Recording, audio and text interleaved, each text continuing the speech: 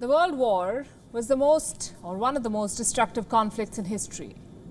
After the war ended, the Allied forces in Germany signed the Treaty of Versailles. The document was vengeful. Harsh terms were imposed on Germany. It was slapped with weapon restrictions. Germany was also stripped of its colonies, while on the face of it, the treaty was codifying peace. It failed to resolve the very issues that triggered the war. What was the result? The Treaty of Versailles fueled ultra-nationalistic sentiments in Germany and paved the way for Hitler's rise. The rest, as they say, is history. Why am I telling you about this tonight? Because most of us do not learn from history. How else will you explain this? 2 world wars and numerous conflicts later, we still prefer cornering a country after a war instead of looking for a lasting resolution. Case in point, what's happening in Geneva right now. The United Nations Human Rights Council, or the UNHRC, is holding a special session.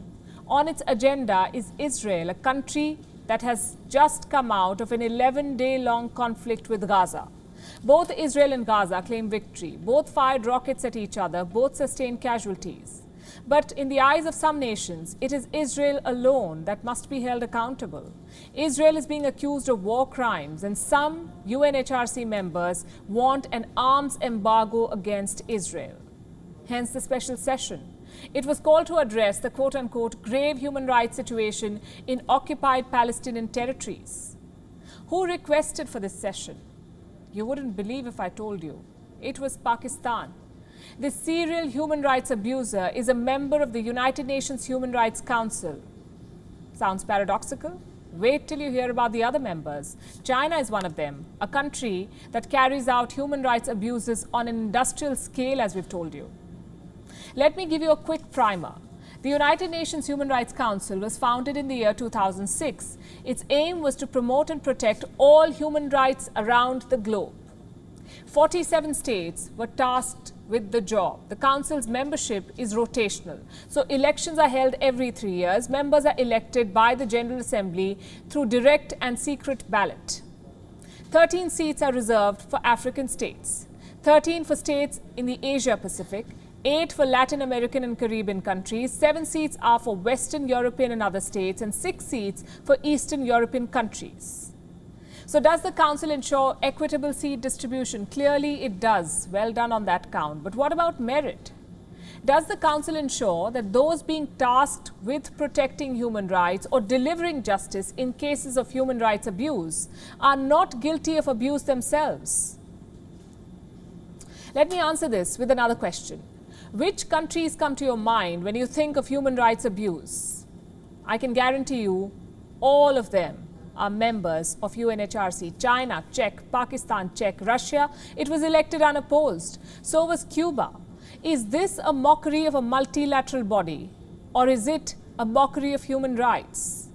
Well, we'll leave that for you to decide. But this council has now decided that it wants to punish Israel. Listen to the High Commissioner of United Nations Human Rights Council. Found to be indiscriminate and disproportionate in their impact on civilians and civilian objects, such attacks may constitute war crimes.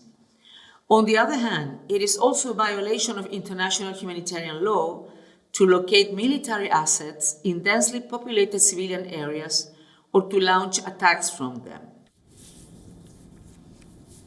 As we speak, the session is still underway, and it will be interesting to see what comes out of it, and we will keep you posted. But here's something that you must know. The Council has a very questionable record when it comes to Israel. Consider this. Till date, the UNHRC has held 30 special sessions, 30. 9 of them were on Israel. So 30% of its special sessions were Israel-centric. There are 2 items in the UNHRC's permanent agenda that refer to human rights in specific countries, and one of these items deals solely with Israel. The second covers all the other member states. Can a fair decision be expected from a council so biased? And I want to put this on record. This is not about absolving Israel. If Israel has committed war crimes, it must be probed and punished if found guilty, and that should hold true for any country. But this call cannot be taken by a world body that's been hijacked by totalitarian regimes. How can countries like Pakistan be allowed to sit in judgment of others? Must we remind the United Nations that Islamabad itself is being probed for terror financing? Countries like Venezuela and Cuba backed Pakistan's call for a special session. Quick reminder, China is guilty of orchestrating a genocide. My point is simple. Probe human rights abuses by all means, but let that probe be fair and free. The Israel-Palestine conflict is complex. It involves history, it involves land, religion. The problem cannot be solved by singling out or cornering one side. I've said this before and I'll say it again. What West Asia needs is to find a sustainable resolution to this problem. And the United Nations Human Rights Council is not equipped to do that. It has reduced itself to becoming a political tool in the hands of some countries.